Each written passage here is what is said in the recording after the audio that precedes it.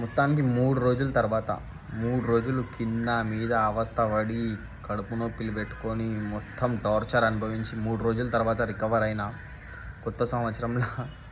ఇంకా అక్కడ పోయిన దాని తర్వాత నాకు అంత మంచి జరిగింది.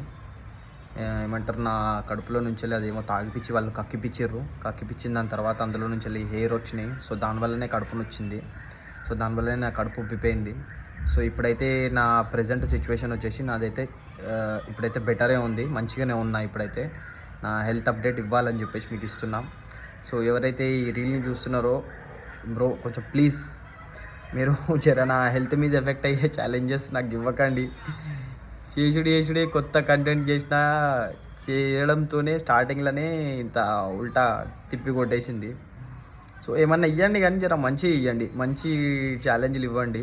ఇప్పుడు కూడా నేను చేస్తా అంటున్నా, గివప్ ఇయ్యను.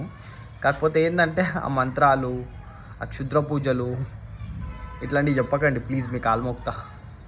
సో ఇప్పుడైతే నేనైతే మంచిగానే ఉన్నా. ఇప్పుడైతే నా కండిషన్ అయితే బెటర్గా ఉంది. ఇప్పుడైతే నేను చాలా రికవర్ అయిపోయినా నేను ఇప్పుడైతే. సో ఇక మీద ఏమన్నా ఛాలెంజెస్ ఏమన్నా ఇవ్వాలి అనుకుంటే కనుక ఈ రీల్ కింద కామెంట్స్ చేయండి. అండ్ కొంచెం రిస్కీ అంటే మరీ ఇంత డేంజర్ పెట్టి ఇవ్వకండి ప్లీజ్, సరేనా?